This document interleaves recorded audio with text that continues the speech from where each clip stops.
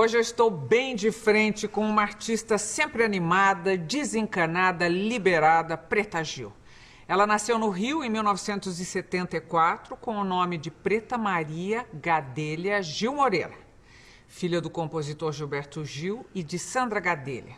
Ao ser batizada, a Preta teve como madrinha a cantora Gal Costa. Ah, destino, olha aí.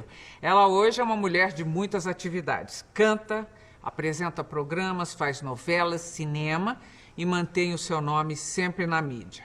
Sua carreira musical tem 4 CDs que misturam MPB e canções pop. O mais recente é este aqui, olha aqui. Que eu estava dizendo, capa linda, Fernando Torquato que fez. Bom, Preta e eu vamos conversar sobre tudo isso e saber mais do seu pique de feminista liberal, a turnê do novo show, o DNA musical e os planos artísticos que ela prepara daqui para frente. Aí, Preta, que fomos fazer as contas e deu que...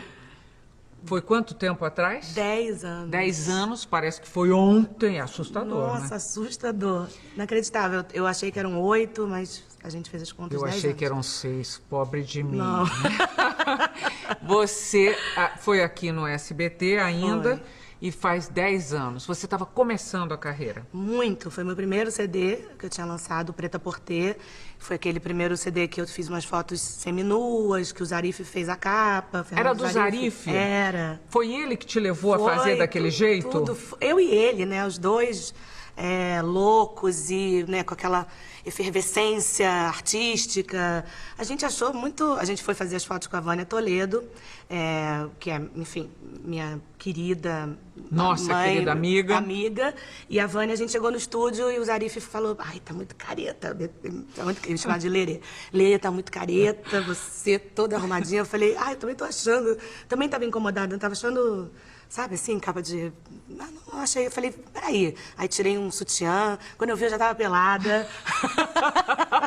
Não, a Vânia fazendo as fotos. E que parecia uma bela ideia, É. foi uma boa ideia a partir do momento em que você achou que era o que você queria, foi gostoso. Foi. Zarif, que é uma cabeça de artista, achou que era boa ideia. E aquilo se voltou contra você loucamente, não foi? Loucamente. Foi um choque pra mim enfim, de preconceito, de uma coisa puritana, muito machismo. Enfim, eu acho que eu era um pouco ingênua e achava que isso tinha ficado nos anos 70, que meu pai, meu tio Caetano, enfim, que eles já tinham transgredido com tudo isso, que a gente vivia numa sociedade, enfim, que entendia, né, as atitudes e opções de cada um. Porque, né, o Brasil, a gente, carnaval, as mulheres nuas, moro no Rio de Janeiro, sou carioca, na Praia de Ipanema tem mulher muito mais pelada do que eu. Aí eu faço uma capa de um disco que representava isso, meu renascimento.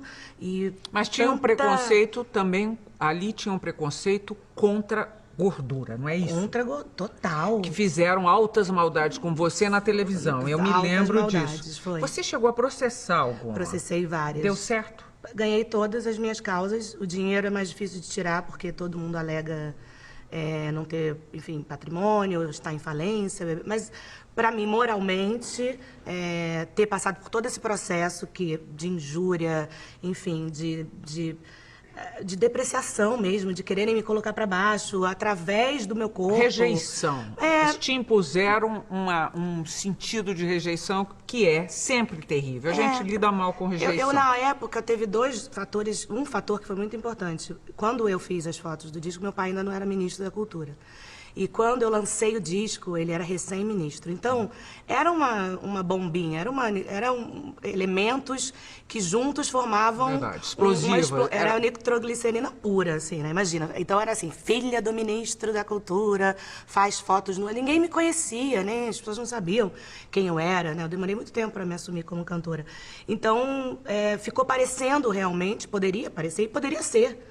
Um oportunismo, um exibicionismo, e na realidade aquilo era tropicalismo puro, assim, na minha essência. Bom, eu estou aqui pensando e estou me lembrando de outras coisas. Você, depois disso, você reclamou, lógico, com toda razão, pelo ataque, pela agressividade com que vieram para cima de você. Mas, ao mesmo tempo, você disse que a mídia estava sendo terrível com você. E aí, eu fui fazer um pouco o papel da mídia e raciocinar como a mídia. E me lembrei também que você deu declarações naquela época, das quais você se arrependeu depois, falando sobre práticas sexuais e tal. Quer dizer, o que eu queria perguntar para você é se não houve ali um jogo perverso de... É como se ela fala essas coisas, ela tem o direito de lhe passar a mão na bunda. Não, você não acha que foi um pouco isso? Tem duas coisas. Eu acho que, sem dúvida nenhuma, tinha dentro de mim uma ingenuidade mesmo, junto com uma ansiedade de querer me mostrar, de querer que as pessoas me conhecessem. E, de fato, assim, se você me perguntasse naquela época qualquer coisa, eu ia responder. E não aconteceu, não foi diferente com essa entrevista que eu dei para uma revista, Trip, com o Fernando Luna, que era um jornalista super respeitado, que me entrevistou depois das fotos numa cama. E aí, você e eu... Imagina, como é que eu ia? As pessoas não me conheciam, eu estava começando a minha carreira. Eu não tinha porquê, nunca tinha pensado nisso. Eu vou pensar em dizer que eu sou ou não bissexual, que eu já transei ou não com mulher, eu vou esconder isso. Isso é tão natural pra mim, eu fui criada dessa maneira, isso é a minha vida. Se ele me perguntou o que eu gostava, eu fui respondendo. E aí, exatamente o que eu te falei, do pacote junto. A entrevista saiu, junto com as fotos, junto com o fato do meu pai ser ministro. Então, realmente foi um pacote que foi um prato cheio. Como é que isso bateu em você em particular? Você chorou muito? Muito, muito. No primeiro momento, eu fiquei depressiva, assim. Eu falava, mas como assim? Eu não soube lidar. De verdade, eu achei que... Eu achei que fosse uma outra história. E você chegou a pensar em desistir, não? Não, eu fiquei assim, eu me lembro que eu vim para São Paulo, fui para o Espaço Sete Voltas, fiquei lá com a Miriam, que é uma grande amiga. Miriam Micaí. Com alguns amigos, fiquei uma semana e tentei desligar tudo. Na época não era nem tão internet, mas muito esses programas digitais, sensacionalista, a foto da Vânia comigo deitada, assim, capa de jornal, sabe? Capa de revista. E aí era assim... Preta Gil assume que é bissexual, diz que já transou com fulano, com Beltrano, com cicrano, e a foto nua realmente era um prato cheio para essa mídia, enfim, efêmera e instantânea, que cada precisa... vez maior. Cada vez maior. E na época que eu falei tudo isso, ninguém falava sobre isso, era tudo... Realmente eu concordo que eu dei... pano para manga, mas eu não estava preparada. E aí eu tive que me reestruturar, e aí com terapia, com amigos, família, eu falei, não, peraí, não, se você quis isso tudo, você fez, porque eu não menti, o que estava escrito na revista não era mentira, as minhas fotos não eram mentira, era tudo verdade, então vamos assumir. Agora, quando você parte para isso, vamos assumir, levantar algumas bandeiras, algumas causas, e aí... Começou toda a minha luta. A sua luta, que, aliás, mais do que necessária nesse momento em que me parece que o Brasil vive uma onda de conservadorismo meio assustadora. Você percebe ou não? Percebo o que é diferente do que há 10 anos atrás, por exemplo, é que essas pessoas, elas se calavam. Isso tudo sempre existiu, imagina, né? Os racistas, os homofóbicos, eles estão aí. O que aconteceu no teu processo? Contra o Jair Bolsonaro? Então, contra ele, o que aconteceu foi que a gente não conseguiu continuar com o processo, porque ele tem, como é que se chama? Não sei o que, parlamentar, imunidade. Imunidade? Ele tem imunidade parlamentar. Porque ele foi horrível e gratuitamente. Você fez uma pergunta, assim, uma pergunta ingênua ou uma pergunta objetiva, normal... uma pergunta... Gabi, eu não tinha uma total consciência de quem ele era. Eu fui fazer uma outra matéria com o CQC e eles me pediram... a gente tem um quadro que as pessoas fazem pergunta e o próximo entrevistado é o Jair Bolsonaro. Sabe quem é? Eu falei, nossa, preguiça, sei quem é. É um deputado que fala mal de gay, de negros, enfim. Mas... Falei, a câmera estava ligada, eu falei, fala. Eu falei, e aí, se você, seu filho se apaixonar por uma negra? Ele não sei o que, ele diz que entendeu errado, ele diz que entendeu outra coisa. Eu sei que eu estava em casa, assistindo televisão no meu, sei lá, aonde eu estava, e daqui a pouco... Porque você é isso, que você é uma promíscua... E atacou a família do ministro. Porque eu criei meus filhos de uma maneira diferente da sua família, que você foi criado na promiscuidade, sei lá. Eu fiquei em choque com aquilo. Eu falei, o que esse homem tá falando? Quem é ele? De onde ele tirou isso? Ele não me conhece, não sabe quem eu sou. E aí se baseou exatamente depois, porque não foi só esse fato. Aí depois, quando eu entrei com a ação contra ele, e muito... mais do que por uma questão minha, talvez eu por ter aprendido, por já ter apanhado tanto, eu talvez tivesse deixado, porque é louco isso, mas pessoas como ele, nesse momento, quando eles... É bom a gente ver as garras do inimigo, né? Porque até então o inimigo fica escondido. Então acho bom que ele se pronuncie, acho bom que o Feliciano se pronuncie, porque agora a gente sabe com quem a gente está lidando. É misterioso, são caminhos misteriosos. Mas porque tem gente que vocifera publicamente e ao mesmo tempo em que fica exposto, também tem que arregimenta um bocado de gente. Arregimenta, vem à tona uma série de pessoas que você não sabiam que existia, que pensavam, e pessoas que elegeram, aquelas pessoas que votaram. Exatamente. E não só uma vez, mais de uma vez. Isso é muito louco. Eu respeito a opinião de todo mundo, mas eu quero reafirmar a minha. Eu quero que é isso. Você quer achar isso, mas calma, a gente vive numa democracia.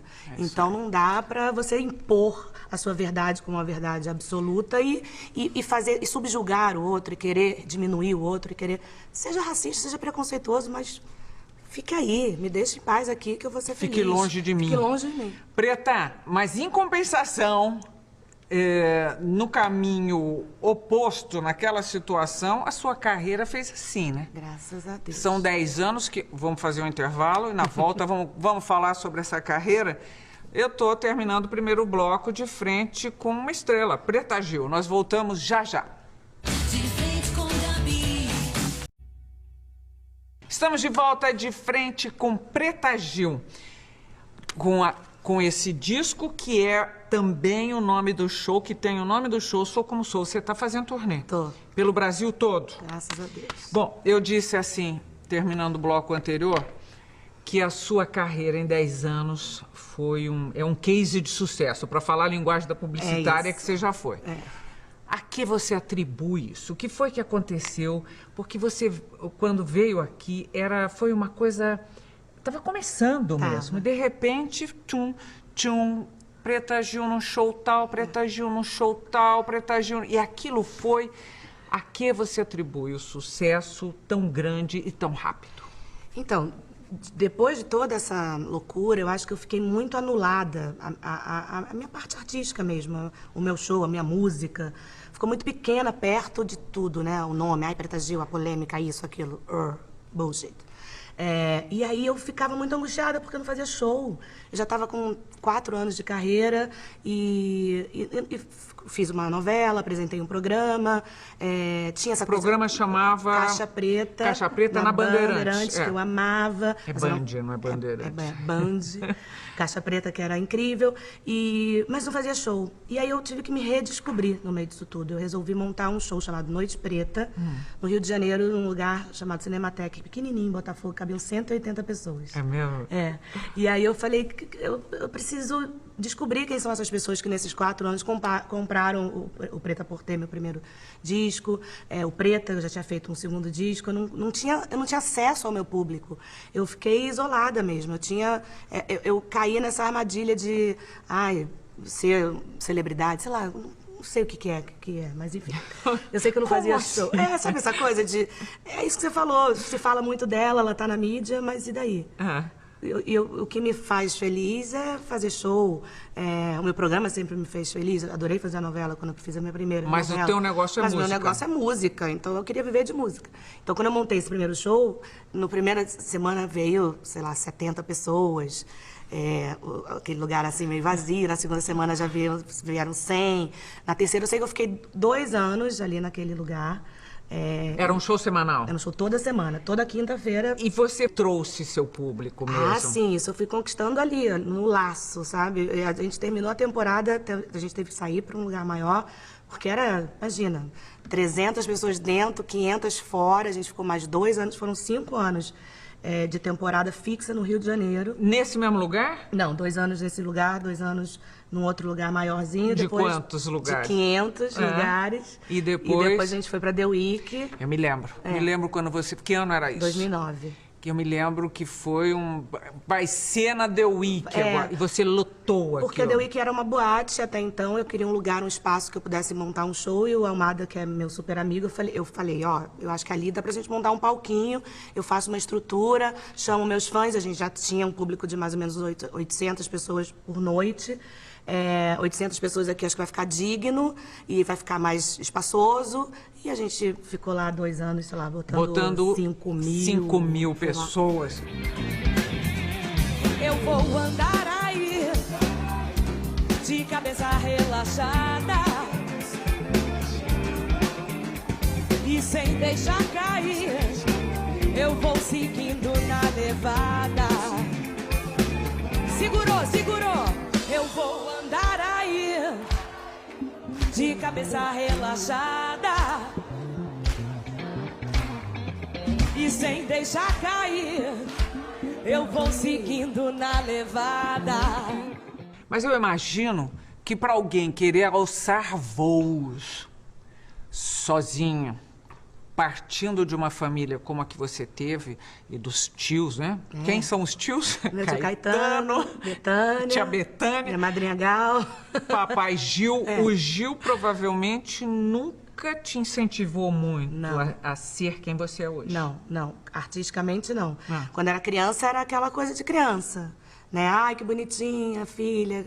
Bota o CD, eu botava o disco, tinha uma vitrola, botava a música da Gal e cantava o balancê, ela me dava roupa, eu botava o boá dela, adorava imitar a Elba, a Rita, que eu era doente, louca, sou até hoje.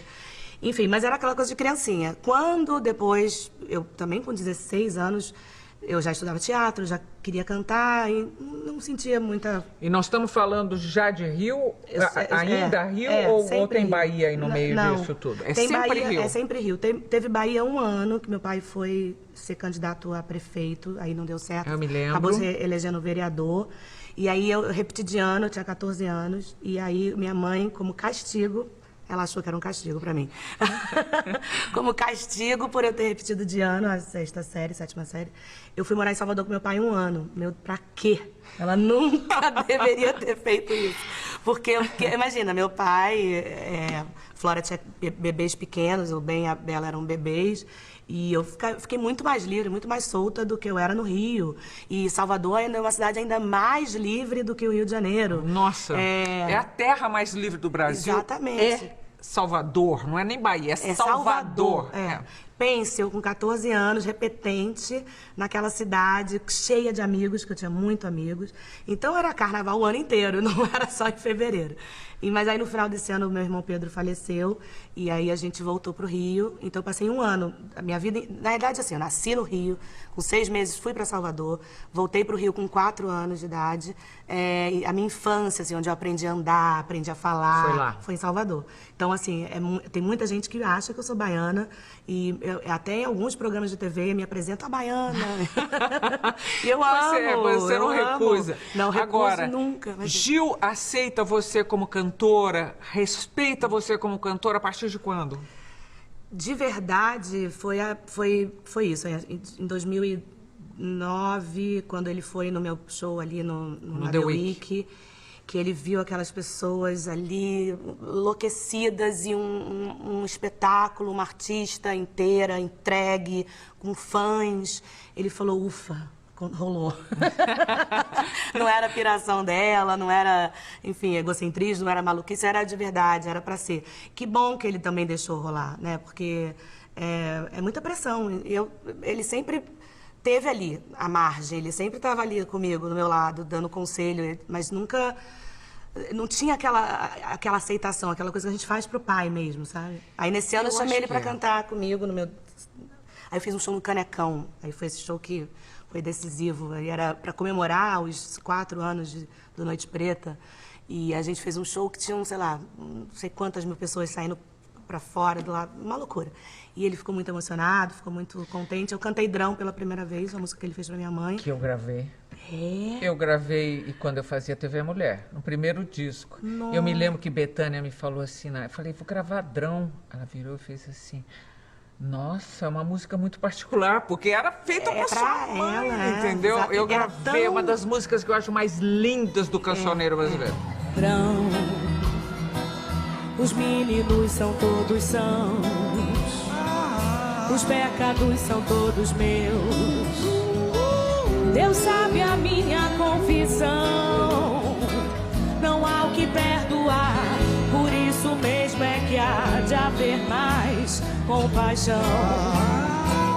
Quem poderá fazer aquele amor morrer, se o amor é como um grão?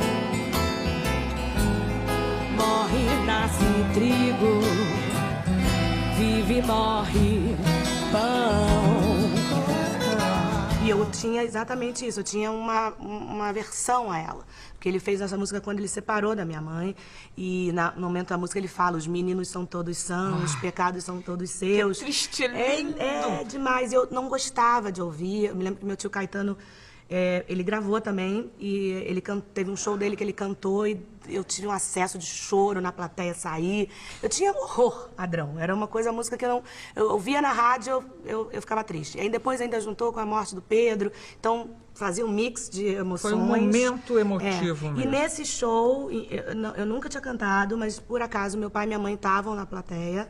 E eu pedi para alguém da minha produção, eu não sabia nem a letra de cor, porque eu acho que eu rejeitei tanto que eu não sabia de cor. Peguei a letra e cantei aos prantos ela nesse show. E foi lindo, foi um momento de... Eu fico arrepiada de você contar. Fiz as pazes com essa música, acho que eu também fiz as pazes. Acho que eu matei algumas paranoias, alguns nós de relação pai, filho, mãe, filho que tem.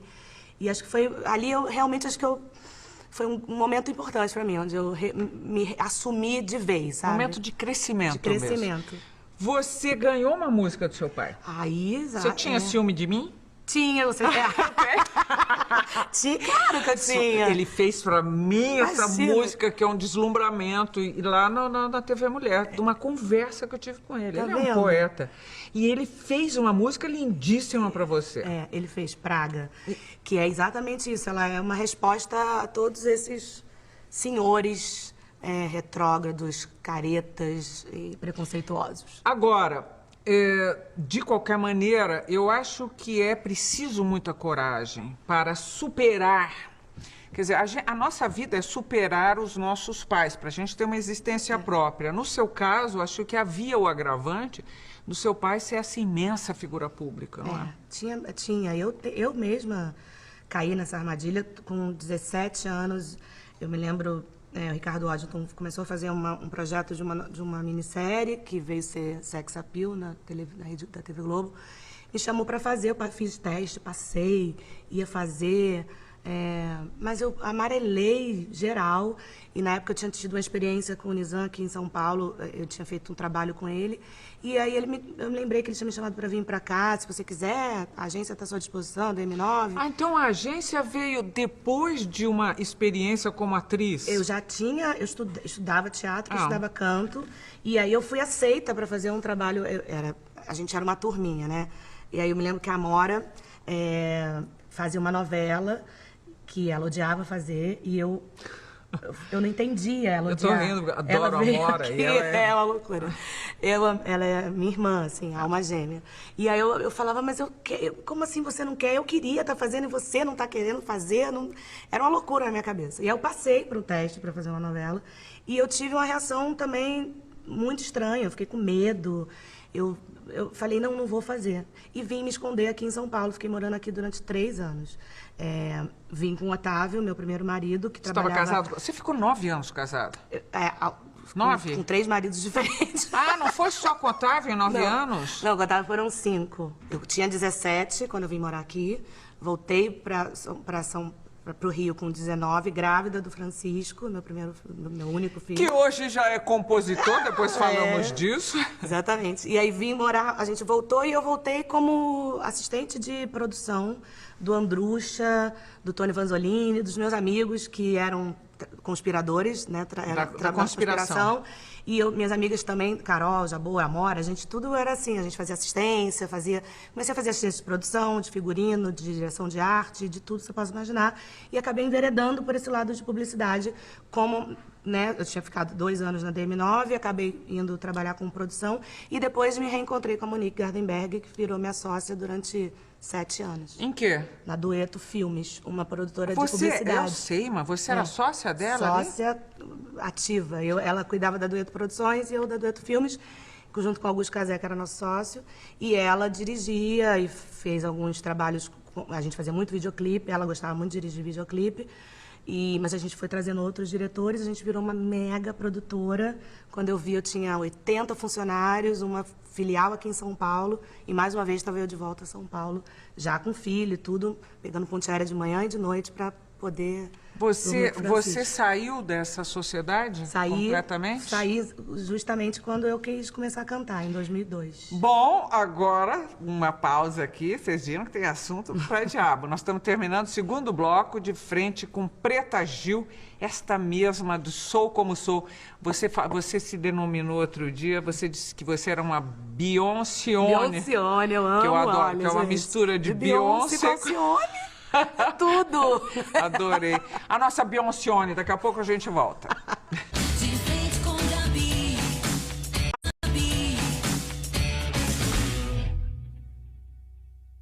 Estamos de volta de frente com a cantora Preta Gil. Preta, tantos assuntos que eu vou...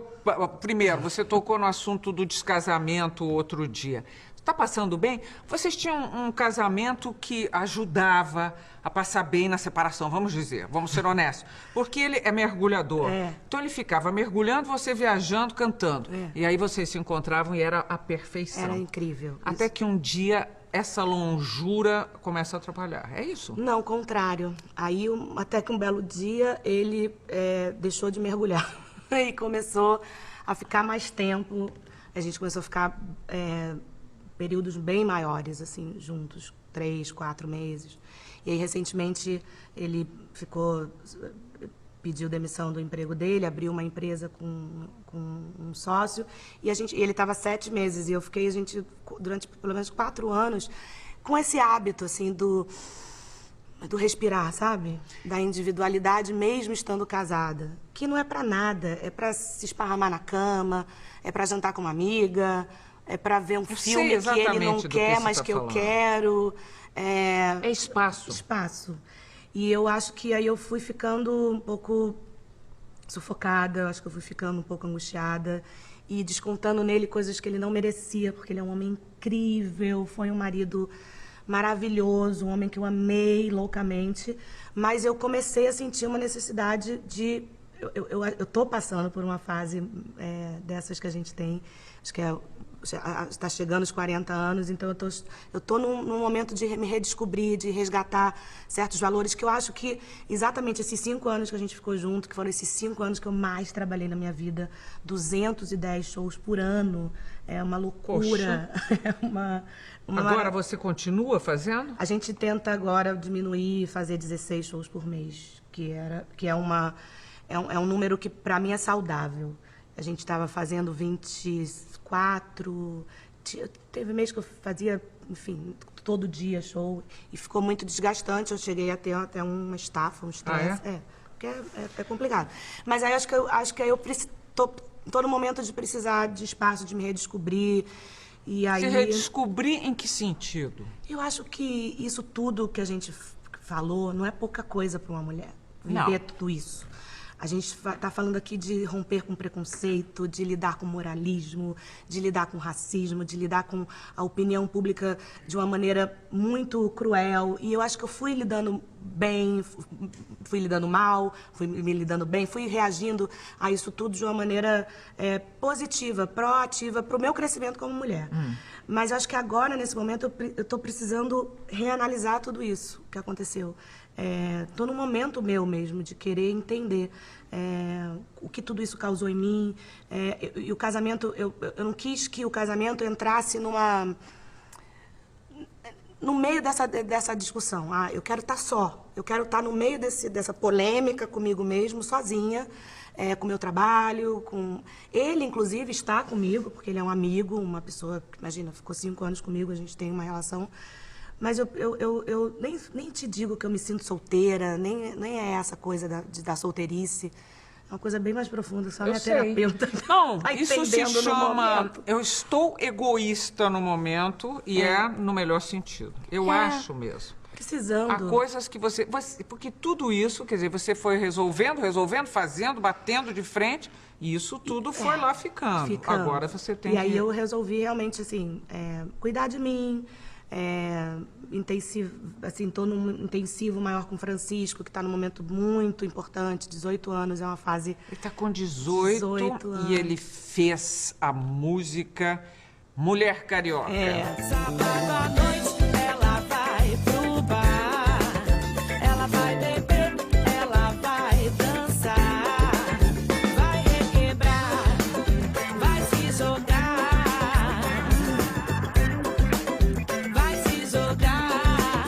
e vai dançar, vai namorar e vai beijar.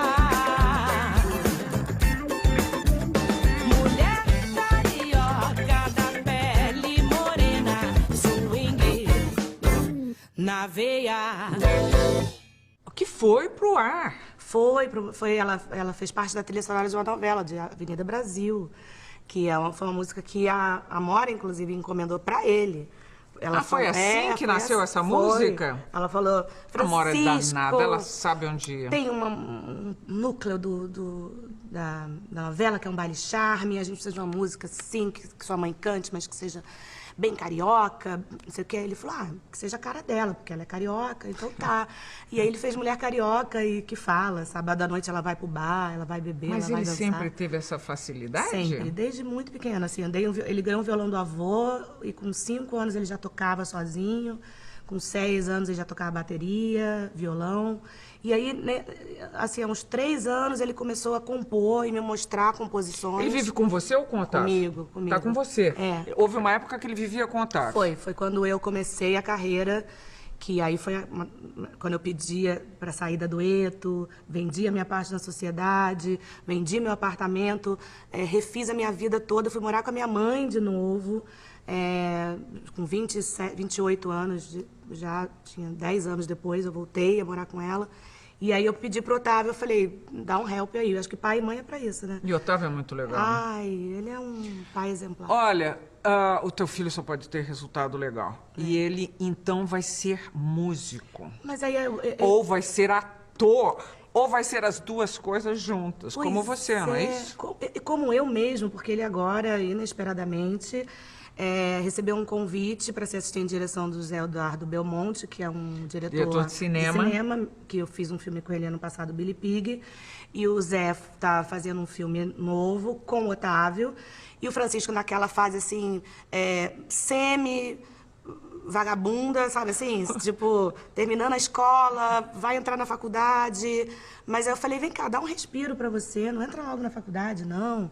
Vai morar fora. Decide efetivamente, com calma, o que você o que você quer ser na vida. E aí ele foi chamado para fazer assistência de produção, ele queria trabalhar, porque é uma coisa que ele nunca tinha feito.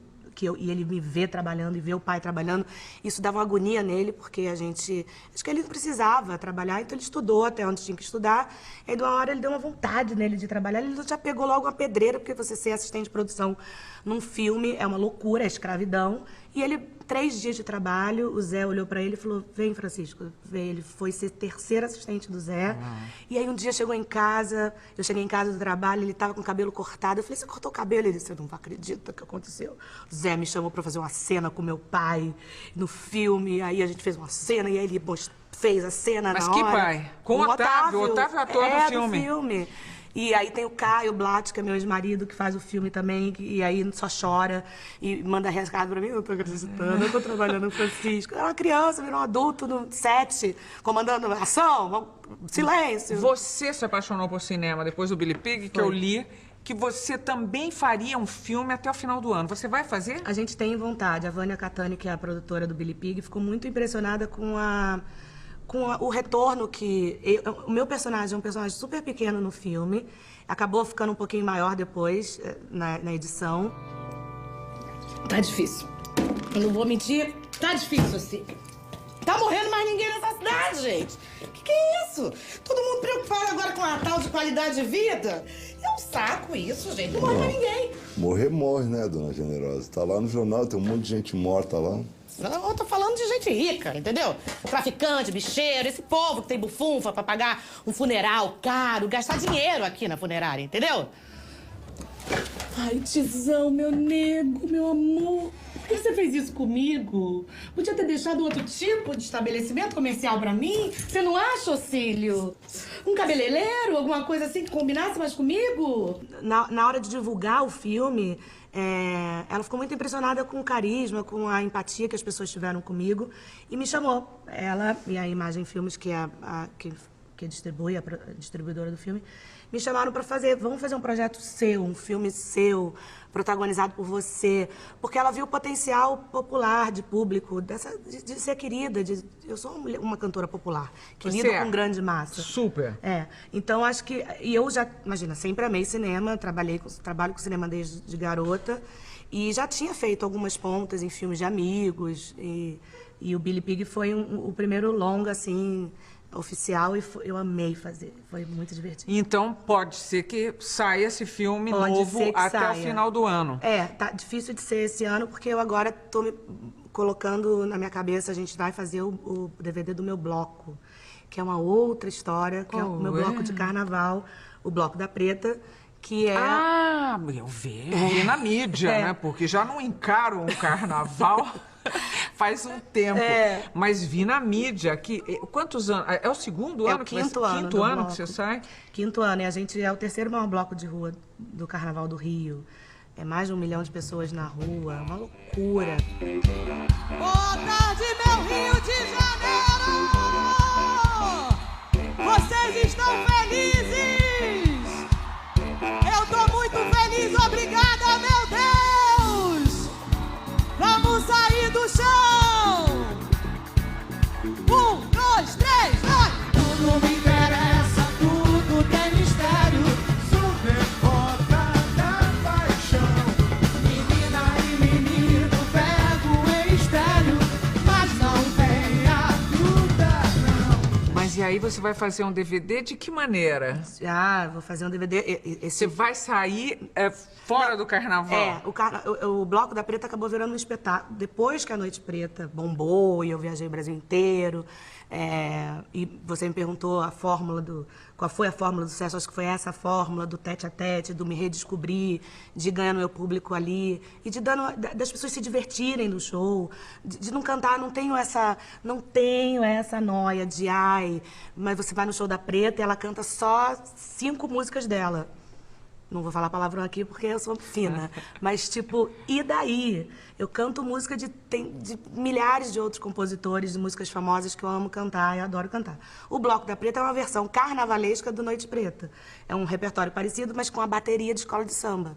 Que ainda teve esse momento na minha vida. Eu fui rainha de bateria da Mangueira. Ai, me lembro. Eu vi as imagens e todas, e tudo. E aí, depois disso, eu fiquei órfã. Eu falei, nossa, mas eu não quero nunca mais ser rainha de bateria, porque, imagina, ser rainha de bateria é lidar com o corpo, é uma outra história.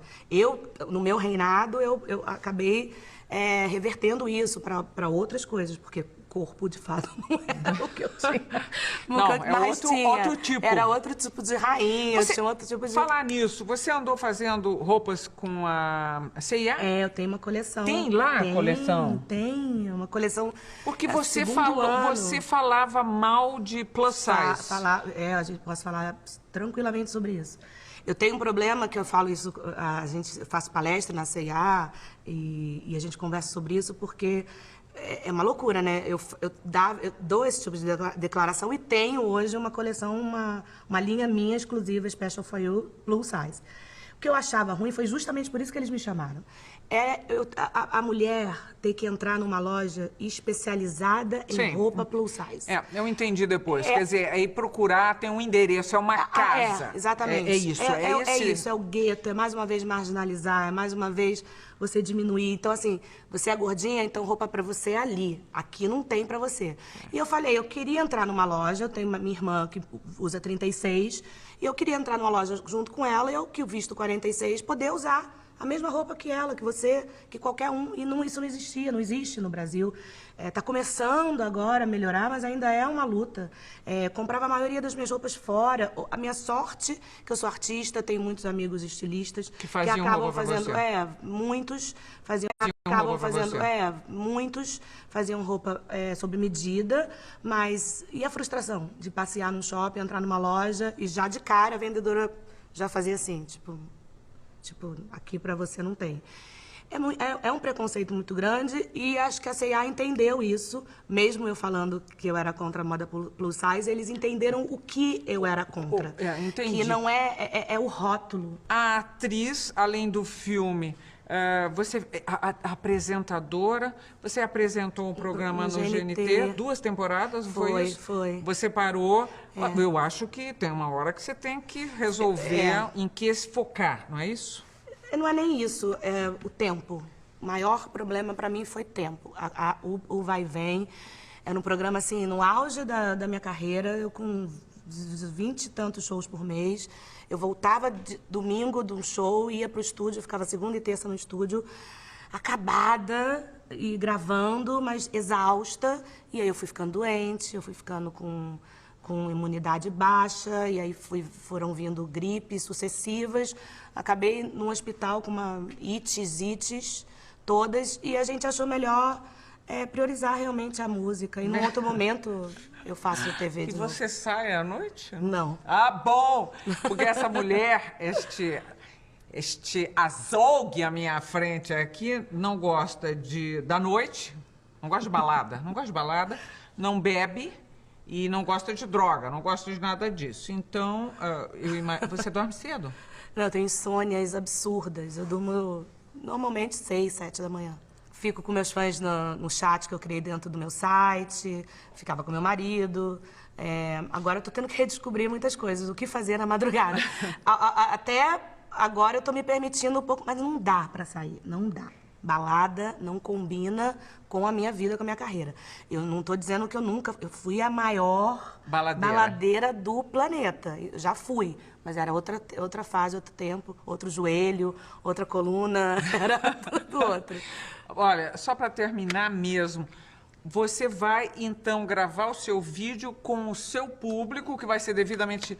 Você é internauta muito. Totalmente. Você vai regimentar o seu público e vocês vão gravar o vídeo do DVD do Bloco da Preta, no Rio de Janeiro. O DVD, e que é para soltar quando? Que aí sai em novembro pro Carnaval, já ter o DVD do Bloco. Muito bom. Nós estamos terminando o 3º bloco de frente com Preta Gil, esta mesma aqui. Gente, vocês já sabem, não falamos muito, mas ela tá... A turnê dura o ano todo? Nunca para, Nunca né? para. Nunca para. Mas você chega um dia que muda o nome do show e muda o repertório. É isso. A gente começou a introduzir o bloco, começou a ser aceito em outras praças. A gente viajou já o Brasil todo. E a gente tem... Aí eu tenho um pouco essa esquizofrenia. A minha tour manager me manda a lista de shows por mês. Aí tem assim, Sou Como Sou, Bloco da Preta. Sou Como Sou, Bloco da Preta. São repertórios diferentes. Eu faço muito show em casamento. Faço muito show corporativo para a empresa, que também já é um outro repertório. Você tá muito rica. Ai, glória a Deus. Então voltou para aquele... Gente, eu tenho assunto com essa mulher. Voltou para aquele vício seu consumista danado. Deixa eu ver o anel. Os anéis, vamos ver. Que coisa mais canalha, Preta Gil. Voltou. Um pouco, mas agora eu consigo guardar. Não vai se compensar neste momento Não. de reflexão. Imagina. Nós duas voltamos daqui a pouquinho pro bate-bola, jogo rápido. Até já. De frente com Gabi.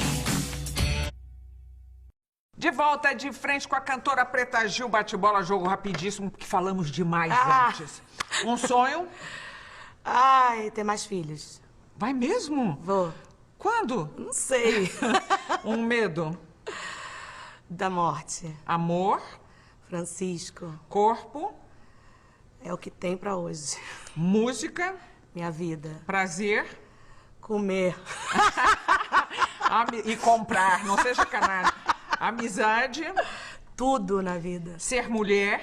Ser Preta Gil. Saudade? Pedro. Sucesso? Consequência. Preta Gil por Preta Gil? Sou como sou, essa mulher aí. Guerreira, forte, complexa, carinhosa, mimada, mãe, filha, amiga, pra todas as horas. Cujo maior defeito é? Falar demais. Volta uma vez por mês, eu largo pra você. Eu jogo, dou um mote e você vai. Meu amor, Adorei, muitíssimo obrigado. obrigada. Eu também Foi adorei. um sonho voltar aqui. E a gente se vê no próximo programa. Até lá.